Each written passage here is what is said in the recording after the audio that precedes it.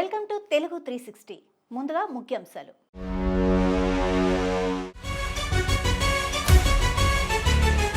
పేదల జోలికొస్తే ఊరుకునేది లేదు. హైడ్రాపై ఎంపీ ఈటెల రాజేందర్ ఫైర్.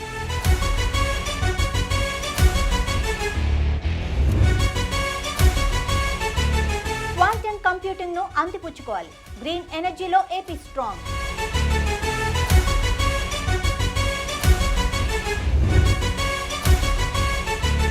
పాసమైలారం పారిశ్రామిక వాడలో అగ్ని ప్రమాదం, 20 మందికి పైగా గాయాలు.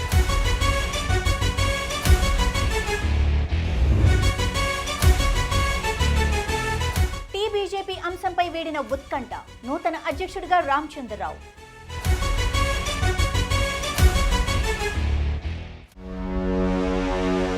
ఇక వివరాల్లోకి వెళ్తే, క్వాంటమ్ కంప్యూటింగ్ను మనం అందిపుచ్చుకోవాలని ఆంధ్రప్రదేశ్ ముఖ్యమంత్రి నారా చంద్రబాబు నాయుడు సూచించారు. 1990లలో ఇంటర్నెట్ వల్ల ప్రపంచం ఓ గ్లోబల్ విలేజ్గా మారిందని ఉద్ఘాటించారు. ఐటీపై ఆలోచన చేస్తే చాలదు, దానికి ఎకో సిస్టమ్ క్రియేట్ చేయాలని సూచించారు. ఇప్పుడు హైదరాబాద్ ఫ్యూచరిస్టిక్ టెక్నాలజీలకు వేదికగా మారిందని వెల్లడించారు. క్వాంటమ్ వ్యాలీపై విజయవాడలోని నోవాటెల్లో సోమవారం machine has a uniqueness. It's not individual PI. No. Yeah, that is important. So in each hub there will be about 40 researchers. What about other countries which is leading as on Sir, today currently in national, type of total ecosystem? Yeah, so I think in the national quantum mission type, the countries are having mission. Yeah. Germany is having 5, 6, but where are they? US is really, if you look at the recent 2024 report which has just come a few days, two days back. Okay, let me say it not to be quoted. India is right now at 9th place in quantum, or 7th place depending on the way you count. Our goal is in the mission from 7th to 3rd. So the first one is US. They have a good margin because they started early also, and then we have China and France and Germany. So our goal is from 7th we have to jump 3rd. So how many years?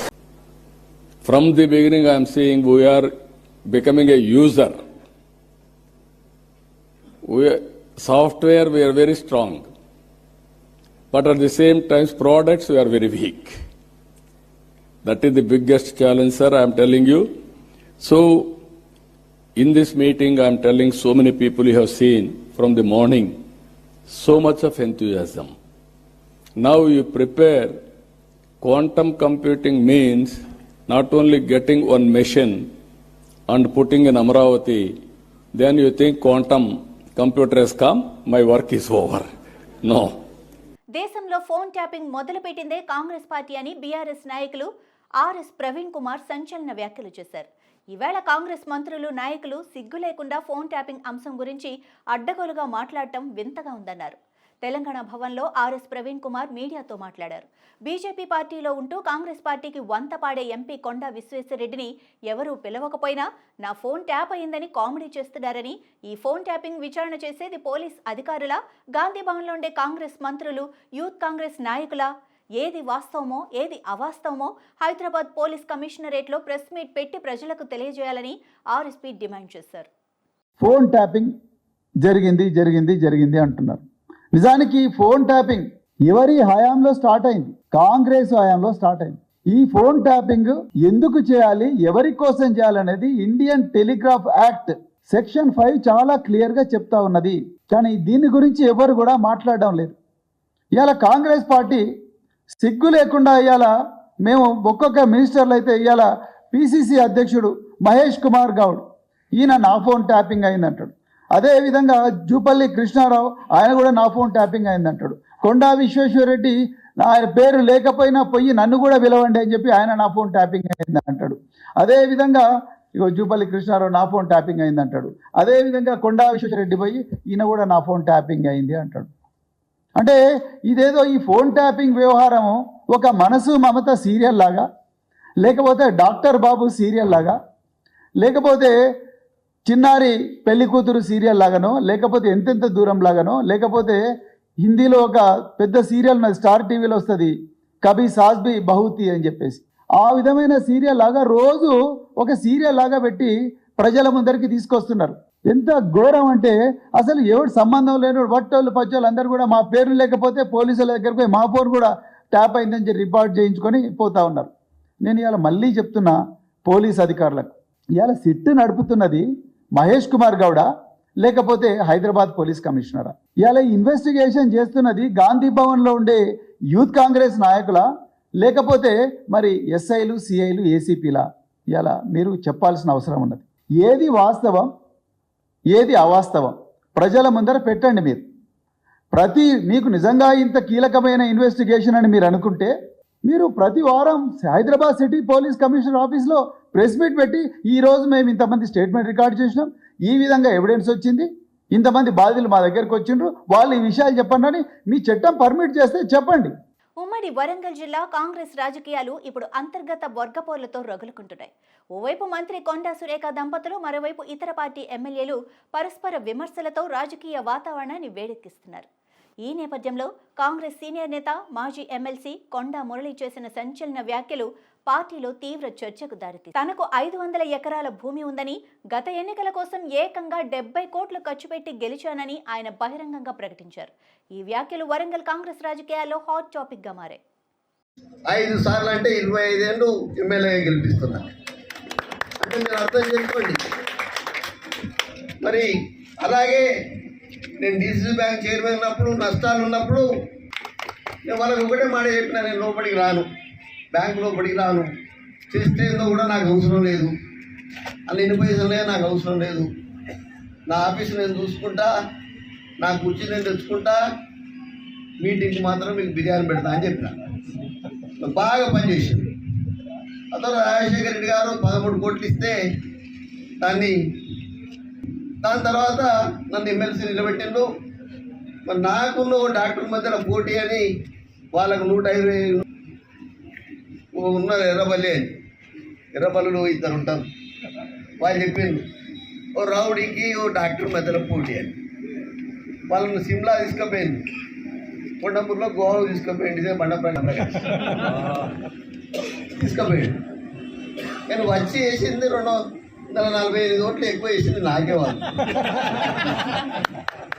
మరి వాళ్ళు బియ్యంతో ప్రమాణం చేయించుకున్నారు. దాని తర్వాత రెండోసారి అప్పుడు మీరు చూసిండు, భారతదేశంలో చట్టసభలోకి ఎవరు కూడా ఏకగ్రీవంగా పోలే. మీ అందరి దయ వల్ల మరి నేను నామినేషన్ ఇస్తే ఏ పార్టీ కూడా నామినేషన్ అయ్యే. మరి నేను రౌడీజం చేస్తే చేయలేదంటే అది కాదు కదా, నా మీద అభిమానం. ఓ బీసీ బిడ్డ చనిపోతే పైసలు ఇస్తాడు, పెళ్లిలకు పైసలు ఇస్తాడు. సంగారెడ్డి జిల్లా పటాన్చెరు పరిధిలోని పాసమైలారం పారిశ్రామిక వాడలో ఉదయం ఘోర ప్రమాదం జరిగింది. స్థానిక సిగాచి కెమికల్స్ పరిశ్రమలో రియాక్టర్ ఒక్కసారిగా పేలటంతో భారీ ప్రమాదం సంభవించింది. దీంతో కార్మికులు పనిలో ఉన్న సమయంలోనే అకస్మాత్తుగా మంటలు ఎగిసిపడటం, పేలుడుతో పరిసరాలు దద్దరిల్లిపోయాయి. పేలుడు ధాటికి పరిశ్రమ పరిధిలో పనిచేస్తున్న కార్మికులు గాల్లోకి ఎగిరి పడినట్లుగా స్థానికులు తెలిపారు. సుమారు 100 మీటర్ల వరకు శరీర భాగాలు ఎగిరిపడ్డాయని ప్రత్యక్ష సాక్షులు చెబుతున్నారు. ఈ ప్రమాదంలో ఇప్పటి వరకు 5 కార్మికులు మృతి చెందగా ఇంకా 20 మందికి పైగా తీవ్రంగా గాయపడ్డారు. తెలంగాణ బీజేపీ నూతన అధ్యక్షుడు ఎవరన్న అంశంపై ఉత్కంఠ వేడింది.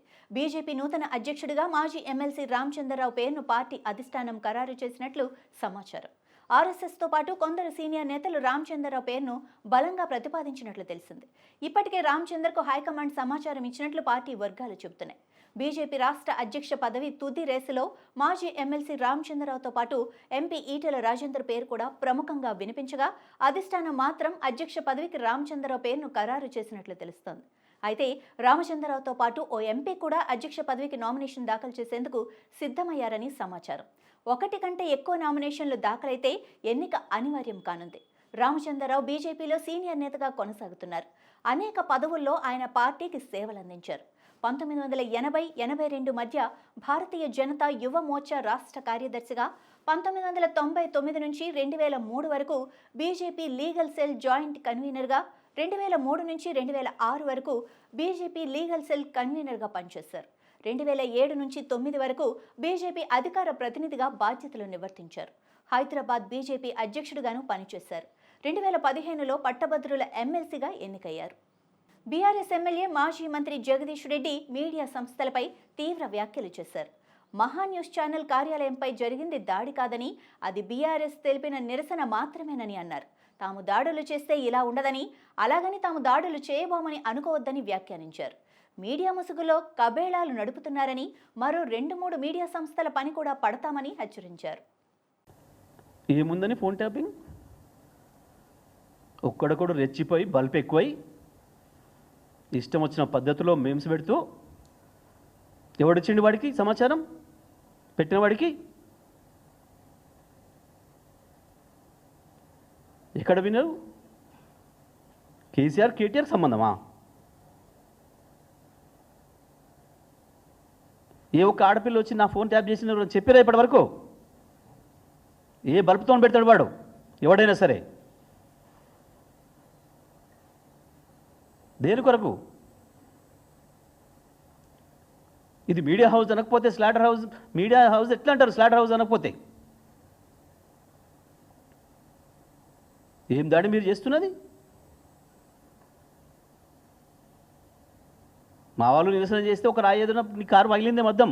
కానీ మీరు చేస్తున్న దుర్మార్గంతో ఎన్ని లక్షల హృదయాల్ని గాయపరుస్తున్నారు, ఎన్ని కుటుంబాలను ఆత్మక్షోభకు గురి చేస్తున్నారు. ఇవాళ లక్షలాది మంది మా ఆడబిడ్డలు ఏడుస్తున్నారు ఇళ్లలో. ఏంది ఈ దుర్మార్గం?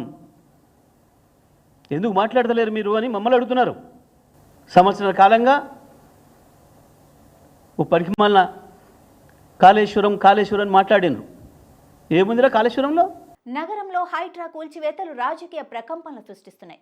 పేదోళ్ల ఇండ్ల కూల్చివేతలపై మరోసారి మల్కాజ్గిరి ఎంపీ ఈటెల రాజేందర్ సర్కార్పై ధ్వజమెత్తారు.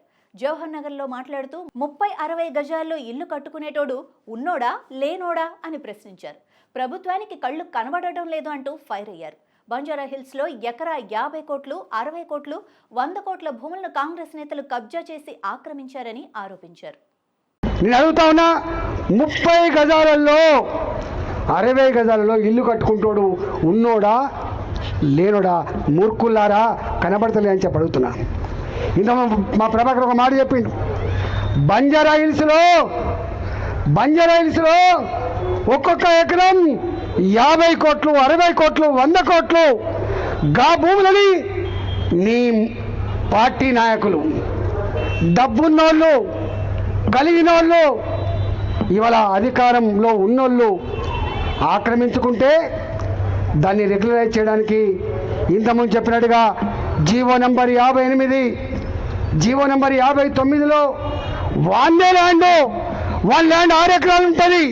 కానీ 20 మంది పేరిట, 30 మంది పేరిట చిన్న బిట్లుగా చేసి వారికి రిజిస్ట్రేషన్ చేసావు కదా కొడుక. ఇవాళ ఈ 30 గజాలని 60 గజాలని ఇల్లు కొలగొట్టి వాళ్ళ బతుకులలో మట్టి కొడితే నీకు ఏమాత్రం న్యాయం అవుతుందా నా కొడుక? వాళ్ళ కన్నీళ్ళు, వాళ్ళ ఉసురు తగలదారా నా కొడుక అని చెప్పి అడుగుతా ఉన్నాయి.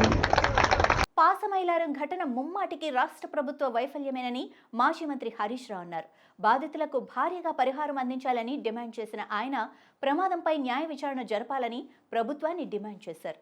ఘటనా స్థలాన్ని పరిశీలించిన తర్వాత ఆయన మీడియాతో మాట్లాడారు. పాసమైలారంలో ఈ మధ్య కాలంలో జరిగిన ఇది 3వ ఘటన అని, అయినా కూడా జాగ్రత్తలు తీసుకోవడంలో ప్రభుత్వం విఫలమైందని అన్నారు. ఇది రాష్ట్ర ప్రభుత్వ వైఫల్యమే. ఈ ప్రమాదంపై న్యాయ విచారణ జరిపించాలని డిమాండ్ చేశారు. RDO garu oka don't know where is his father, whether he is in the hospital. Father per cheppu, or in the hospital, who already declared or died. In the hospital is the pair meda.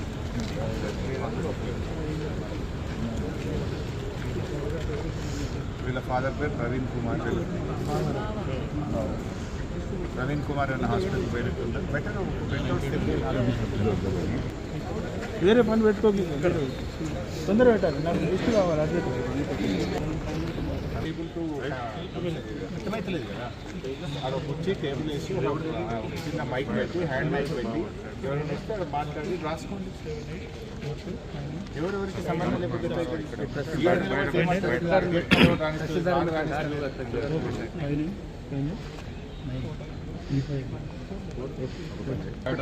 కుర్చీ, ఒక hand mic పెట్టుకొని కూర్చోండి. ఎవరైనా వస్తే announce చేయండి. Family members వచ్చి note చేసుకోండి, papers పెట్టుకోండి. ఓ ఎస్ఐ, ఒక 2 MROలు కూర్చోండి.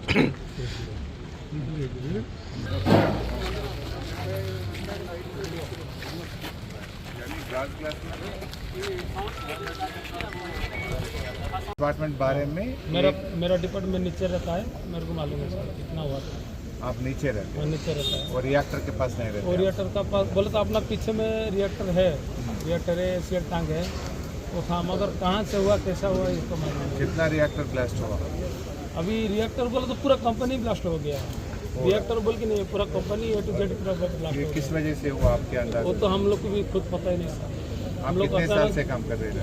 अभी मेरा कंपनी में कम से कम 3 साल से ऊपर है। 3 साल से। कोई सेफ्टी मेजर्स नहीं दिया? सेफ्टी सब कुछ है, मगर फिर भी अचानक ऐसा हो गया सर, किसको भी पता ही नहीं चलेगा।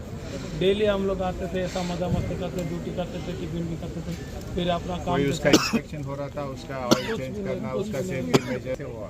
ऐसा कुछ भी अभी तो किसको भी पता ही नहीं है। अचानक सब लोग जो डेली जैसे आते हैं, काम करते हैं, मशीन का बजाते हैं। क्या बोल रहे, कितना लोग मरा हुआ है? अभी तक मैं सुना है कि 40 से ऊपर 50 तक आसपास ऐसा हो गया, मैं सुना है। 40 तक मर चुके होंगे। 40 ऊपर 50 तक पहुँच गए बोल के मैं सुना है। आप अभी और अंदर में कितना कितना है, किसका लापता है सर। तो आपका अंदाजा से 40-50 तक होगा। अभी मेरा खुद का साला भी है, वो भी ना पता है, समीर पाड़ी बोल के। आपका साला भी? हाँ, मेरा क्या साला हुआ भी, नहीं मालूम हो रहा। वो ऑपरेटर है, वो भी अंदर कर रहा है। अभी हॉस्पिटल बोला, हॉस्पिटल जाके हॉस्पिटल जाके रिटर्न आ चुका। अभी अंदर पुलिस वाला भी अंदर नहीं छोड़ रहे थे, बहुत रिक्वेस्ट।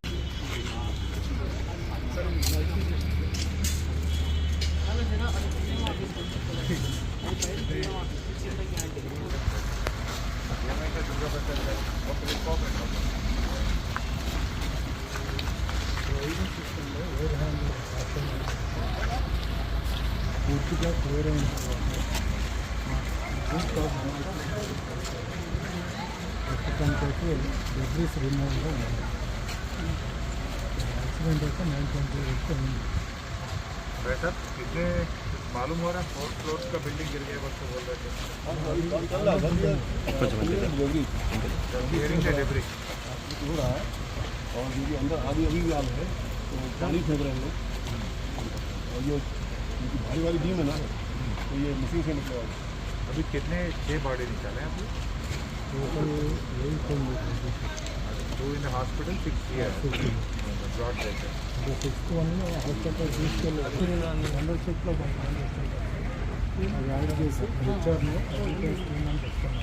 11 మంది జనరల్ షిఫ్ట్లో ఉన్నారు, వాళ్ళు కాక 30 మంది అడ్మినిస్ట్రేటివ్ స్టాఫ్ ఉన్నారు. 111 + 30 షిఫ్ట్లో గారు డ్యూటీ 111 ఆర్ వర్కింగ్. లిస్ట్ ఆయన ఎందుకు ఇస్తారండి? ఆయన దబాయిస్తారు. నిజం వర్కర్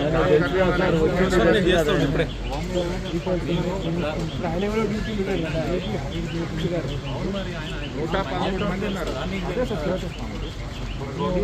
ఎంప్లాయీ రోజు అట్లా పనిచేసేటోడు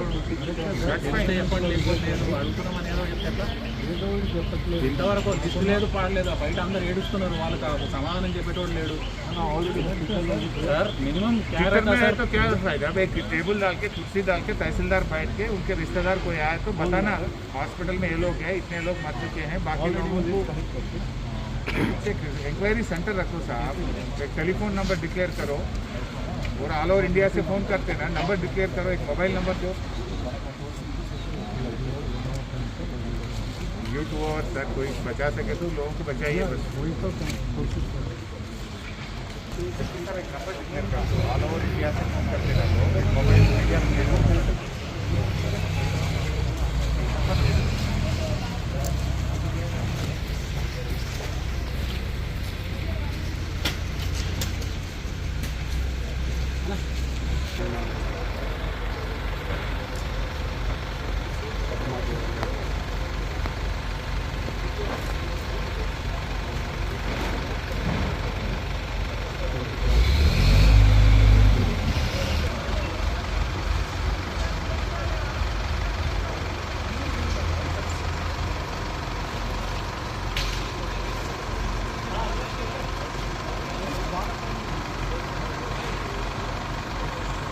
అధ్యక్ష పదవి రానంత మాత్రాన ఆ నేతలు డమ్మీలు కాదని కేంద్ర మంత్రి బండి సంజయ్ సంచలన వ్యాఖ్యలు చేశారు. ఇవాళ ఆయన హైదరాబాద్లో మీడియాతో మాట్లాడుతూ పార్టీలో ఉన్న ఏ వ్యక్తి అయినా అధ్యక్ష పదవికి పోటీ పడే హక్కు ఉందని అన్నారు. అధ్యక్ష పదవి రానంత మాత్రాన ఏ నాయకుడు డమ్మీ కాదని తెలిపారు. ఒకవేళ బండి సంజయ్ ఉన్నా లేకపోయినా పార్టీ కార్యకలాపాలు ఆగవని అన్నారు. కానీ తమ పార్టీతో సంబంధం లేని వారు బీజేపీ అధ్యక్షుడి ఎన్నికపై సోషల్ మీడియాలో వ్యతిరేక పోస్టులు పెడుతున్నారని, అలాంటి వారిని ఉపేక్షించబోమని స్పష్టం చేశారు. అధిష్టానం ఇంకా రాష్ట్ర అధ్యక్షుడిని ప్రకటించలే. ఇవ్వల్ది వాళ్ళు చంద్రబాబు నాయుడు గారు ప్రకటించరు, ఇంకోరు ఆయన ప్రకటించరు, ఈయన చెప్తే వచ్చిందంటే కాదు. రాష్ట్ర అధ్యక్షుడిని అధిష్టానము అందరికీ నామినేషన్ ఇస్తారు. నామినేషన్ అయితే ఎవరిని అధ్యక్షుడు ఉండాలో అధిష్టానం నిర్ణయిస్తుంది. అందరి అభిప్రాయాలు తీసుకొని అధిష్టానం నిర్ణయిస్తుంది. అధిష్టానం తీసుకుంటున్నాక అందరు కట్టుబడి ఉంటాం. ఈ భారతీయ జనతా పార్టీ ఈ మధ్య కొత్తగా స్టార్ట్ అయింది. నాకు ఈ మధ్య కొత్తగా స్టార్ట్ అయింది. ఈ సోషల్ మీడియాలో ఉల్టా పోస్ట్ పెట్టి చూడు, లేకుంటే వేరే పార్టీలు చేస్తుంటారు అందరూ. చంద్రబాబు నాయుడు గారు లేకుంటే ఇంకో నాయకుడు చెప్తే అధ్యక్షుని పెట్టేటువంటి పార్టీ భారతీయ జనతా పార్టీ కాదు. తెలంగాణ రాష్ట్ర మాజీ మంత్రి శ్రీనివాస్ గౌడ్ షాకింగ్ కామెంట్స్ చేశారు. తెలంగాణలో ఆడోళ్ల గురించి తప్పుగా చూపిస్తే తలకాయలు పట్టి రప్పారప్పా కోసి పారేస్తానని వార్నింగ్ ఇచ్చారు. నీ అక్కనో చెల్లినో తల్లినో అలానే తప్పుగా చూపిస్తే ఊరుకుంటారా? ఆడోళ్ల జోలికి పోకుండా విమర్శలు చేసుకోండి అని ఆగ్రహించారు. అరే మీ అమ్మనో మీ అక్కనో మీ చెల్లినో ఇట్లా నిలిచిందని చూపిస్తే నీ ఊరుకుంటావా? తెలంగాణలో రాళ్లతోనే కాదు, అసలు యాక్చువల్ గా ఆడవాళ్ళ జోలికి వస్తే తలలు నరుకుతారు. రవి తలలు నరికేస్తారు, నాలుకలు కోసేస్తారు. తెలంగాణలో బిడ్డ మా చెల్లెల మీద అపాడం వేస్తావా, మా అక్క మీద అపాడం వేస్తావా, మా అమ్మ మీద అపాడం వేస్తావా, కొడుక చూసిన వారా కొడుక రారా అని తలకాయని పడకాల వాటి గీసి రప్పరప్ప కోసి పాలెంటారు, లేకపోతే నరికి పాలెంటారు. అవి చేసి తెలంగాణలో ఏదో రాయి వేసినంత మాత్రం నువ్వు అర్థం మరిగిపోయింది రవి. కానీ తెలంగాణ గుండె కలిగిపోలేదా? ఏ ఆడవాళ్ళు అయితే మీరు చూపిస్తున్నారో, ఏ ఆడపిల్లలు అయితే రమ్మన్నాడు పోయిండు చూసింది బదిలిస్తే పండుకుని ఏదో మాట్లాడుతున్నారో, మరి నీ అక్కనో చెల్లెనో చూపించురా. మరి నీకెంత బాధ అయితే తెలుస్తుంది? ఆడవాళ్ళ జోలికి రాకుండా నువ్వు మాట్లాడు, ఆడవాళ్ళ జోలి లేకుండా నువ్వు ఏదైనా దమ్ముండి ఎదుర్కోవడానికి ఎవరే కానీ ఆడవాళ్ళ మీద నీచాతి నీచంగా చూపిస్తే తెలంగాణ సమాజం నడపాలి సహించదు. మీరు పడుతూ నింటది ఒక పూట ఉపాసం ఉంటారు. కానీ ఇలాంటి చెడ్డది కుటుంబ సభ్యుల ఆడవాళ్ళ మీద వచ్చిందంటే ఎవరు ఊరుకోండి తెలంగాణలో. ఇవి ఇప్పటివరకు ఉన్న అప్డేట్స్. మరిన్ని అప్డేట్స్తో మళ్ళీ కలుద్దాం. అంతవరకు చూస్తూనే ఉండండి అభినవ్ భారత్.